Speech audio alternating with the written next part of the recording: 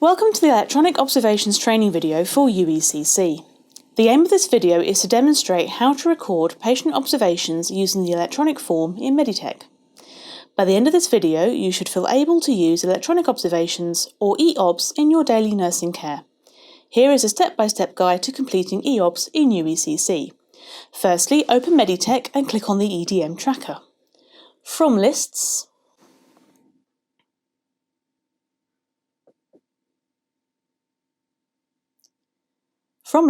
choose your area.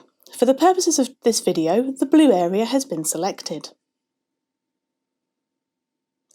Locate the patient you want and click on the icon in the QL column next to the patient's name. For the purposes of training, Camilla Adams will be used. Select Work List from the drop-down menu. If a Manchester triage form has been completed, the observations form will be available to use. If observations are going to be done before triage, the form needs to be added. Click Add at the bottom of the screen. On the next page, click on Assessments and then type OBS at the top of the page. Select Observations and save.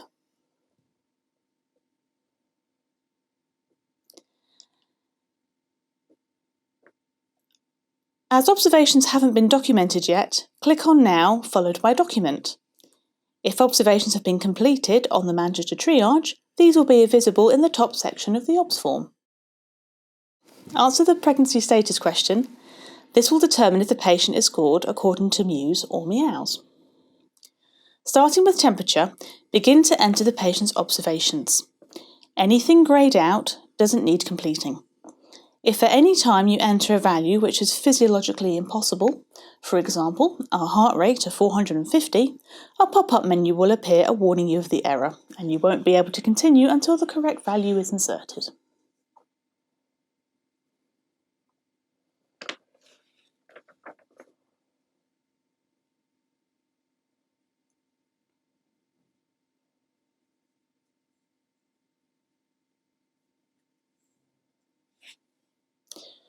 When entering SATs, remember to select the appropriate oxygen delivery system and state the amount of oxygen being delivered to the patient. For example, nasal cannula will require the oxygen rate in litres, Venturi valves in percentages.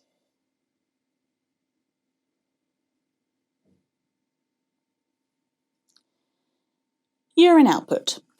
If a patient is on a fluid balance chart, you need to document what they have passed in the last hour as per mews policy.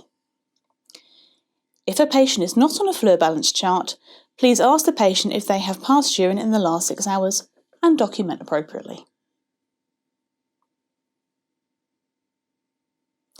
Blood sugar is not mandatory. Entering the conscious level will generate the total mews score. All fields used to calculate a mews score must be completed. At this point, a pop-up will appear asking you to select the observation frequency. However, this section of the form does not communicate with the tracker. Observations will need to be scheduled once the form has been saved. Complete the nausea, pain and sedation sections. Only write in the comments box after all sections have been completed and document action taken if a patient triggers on mews. All comments need to be related to the observations taken. For example, patient has a low but acceptable SATs and is known to have COPD. SATs are normal for the patient, therefore no further action required. If a patient has triggered, please follow the escalation pop-up. After informing the nurse in charge, please enter their surname in the box and press Enter. The system will not allow you to move on without documenting this. Now save the document. The observations now need to be formally scheduled.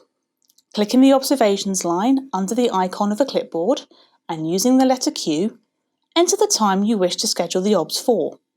For example, for observations every 15 minutes, type Q15M. For hourly observations, type Q1H. When completing observations on time or before the scheduled time, click on the clock under the time they would be due. If completing observations after the scheduled time and the clock is red, or doing a one-off set, click on Now. Never click on a red time. Using the queue function schedules the OBS from the moment they were taken, and because of that, a red time will appear very quickly. Click on that first clock and select Not Done. Choose the Already Complete function and press Return. This will cancel that first set of OBS. Press Refresh. Return to the tracker and check that the observations are scheduled correctly.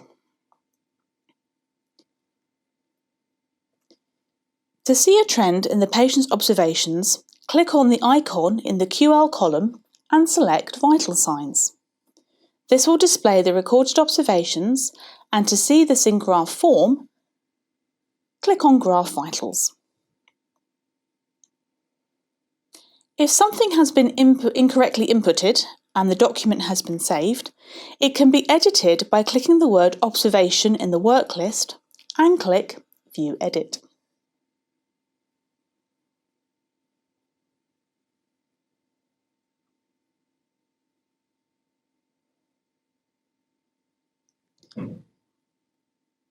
Only the person who had initially completed the observations can edit. If this is not possible, for example the person is no longer present, please contact IT. In order to complete lying and standing blood pressures, enter the lying blood pressure as part of a standard set of observations. Then enter the first standing BP in the comments box with the time you took it. Using the View Edit tab, you can enter any subsequent standing blood pressures and the time taken in the comments box.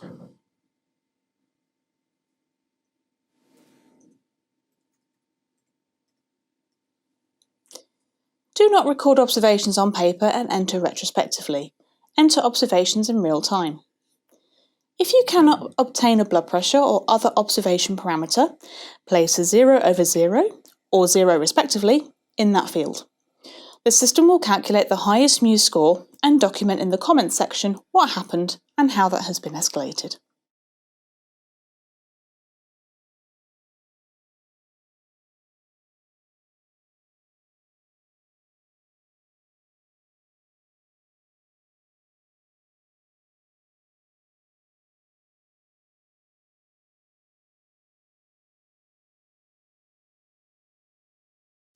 If a patient refuses to have their observations taken, click on the appropriate time followed by the Not Done tab at the bottom of the screen.